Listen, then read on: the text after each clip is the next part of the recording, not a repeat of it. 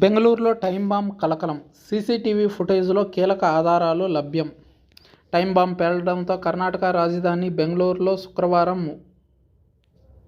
కలకలం రేగింది. నగరంలోని కుండలహళ్లిలో ఉన్న రామేశ్వరం కేఫ్ వద్ద టైమ్ బాంబును ఆగంతకులు పేల్చడంతో 9 మందికి గాయాలయ్యాయి. టిఫిన్ బాక్సులో ఐఈడీని అమర్చి టైమ్ బాంబును పేల్చారని సీసీటీవీ కెమెరా ఫుటేజ్ను బట్టి వెల్లడైంది. సీసీటీవీ ఫుటేజ్ ఆధారంగా శుక్రవారం ఉదయం 11 గంటల ప్రాంతంలో రామేశ్వరం కేఫ్లోని సింక్ వద్ద ఓ ఆగంతకుడు బ్యాగ్ను వదిలి వెళ్లినట్లు గుర్తించారు. అతడు వెళ్లిపోయాక మధ్యాహ్నం 12:46 గంటలకు బాంబు పేలింది.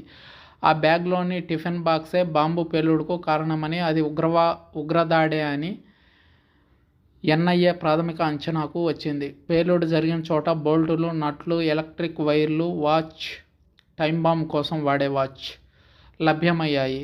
దీంతో అది టైమ్ బాంబ్ పేలుడే అని పూర్తి క్లారిటీ వచ్చింది.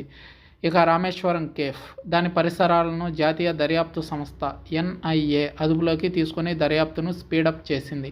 గ్యాస్ సిలిండర్ల వల్ల రామేశ్వరం కేఫ్లో బ్లాస్ట్ జరిగి ఉంటుందని తొలుత అందరూ భావించారు. అయితే బాంబు స్క్వాడ్, ఫోరెన్సిక్ టీం సేకరించిన సాక్ష్యాల ఆధారంగా అది సాధారణ పేలుడు కాదని, ఉద్దేశపూర్వకంగానే జరిపిన పేలుడు అని తేలింది.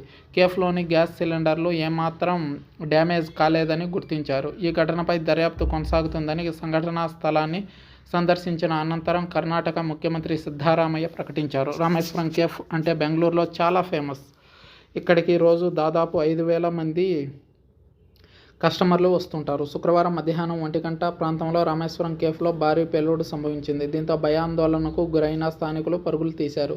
సమాచారం అందుకున్న పోలీసులు, ఫైర్ సిబ్బంది అక్కడకు చేరుకుని క్షతగాత్రుల్ని ఆసుపత్రికి తరలించారు. 9 మందిని బ్రూక్ ఫీల్డ్ ఆసుపత్రికి తరలించి చికిత్స అందించారు. వాళ్ళందరికీ ప్రాణాపాయం తప్పిందని కర్ణాటక డీజీపీ అశోక్ మోహన్ వెల్లడించారు. రామేశ్వరం కేఫ్ వ్యవస్థాపకుడు నాగరాజ్తో నేను మాట్లాడాను. పేలుడు గురించి ఆరా తీశాను. ఇది సిలిండర్ బ్లాస్ట్ కాదు.